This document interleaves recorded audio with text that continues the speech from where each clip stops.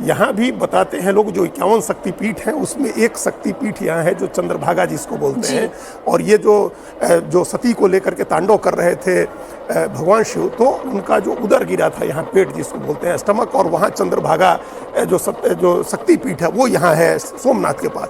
आप हर जगह देखिए, जैसे आप वाराणसी देखेंगे काशी में, तो वहाँ कान गिरा था मणि के साथ, मणिकर्णिका घाट जहाँ, वो शक्तिपीठ है।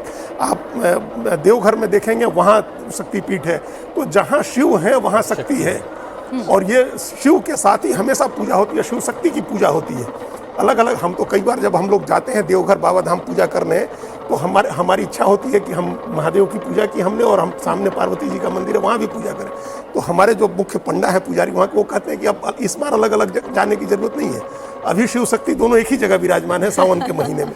तो खैर वो विराजमान रहते हैं, शिव और शक्ति हमेशा एक साथ विराजमान रहते हैं। और ये भी देखिए, जो अभी बात कर रहे थे, जो हमारी ज्ञान परंपरा खत्म हुई करने की कोशिश की गई, उस ज्ञान परंपरा में कभी भी शक्ति को अलग किया ही नहीं गया था, कभी भी स्त्री को अलग नहीं किया गया था। अर्धनारीश्वर के स्वरूप की इसलिए सनातन धर्म में, हिंदू धर्म में अर्धनारीश्वर स्वरूप की पूजा अर्चना की जाती है। ओम जी, आप इसमें कुछ जोड़ना चाह रहे थे? मतलब शिव के शक्ति के बिना शिव तो शव है, शिव शव है शक्ति के बिना।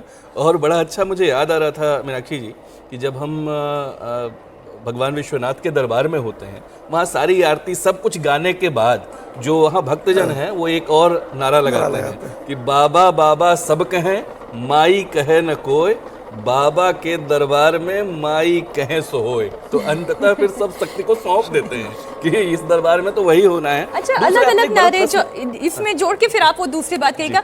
वहीं राजस्थान के जब आप शिव मंदिरों की बात करेंगे, मैं राजस्थान से आती हूँ तो इसलिए वहाँ की परंपराएं जानती हूँ।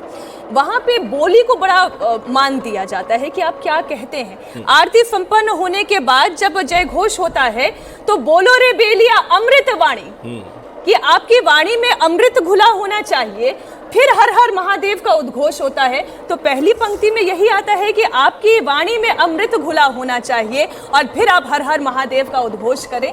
तो ये अलग अलग जगह की जो आप परंपराओं की बात कर रहे हैं, अंदर भीतर की गर्भगृह की तस्वीर आ गई है। और इस वक्त आप दर्शन कर रहे हैं सोमनाथ मंदिर से, तस्वीरें आ रही हैं। प्रधानमंत्री नरेंद्र मोदी गर्भगृह तक पहुंच गए हैं। यहाँ पर पूजन अर्चन करते हुए प्रधानमंत्री नरेंद्र मोदी दिखाई दे रहे हैं। और जब हम मंदिर की बात करते हैं तो मंदिर को शरीर कहा जाता है। जैसे मानव शरीर होता है, मंदिर एक शरीर होता है, गर्भगृह उसका चेहरा होता है, उसका मस्तक होता है, और शिखर उसकी नाक कही जाती है। गर्भगृह की तस्वीरें अब आपके साथ।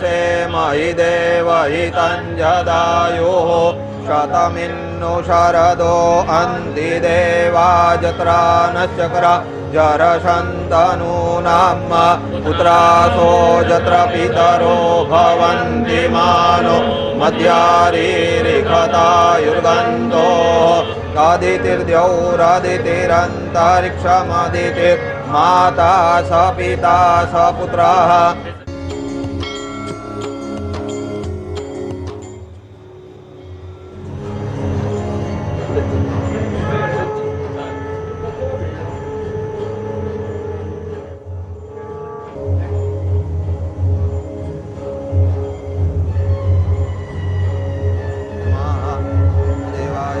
ज्येष्ठाय नमः, श्रेष्ठाय नमः, रुद्राय नमः।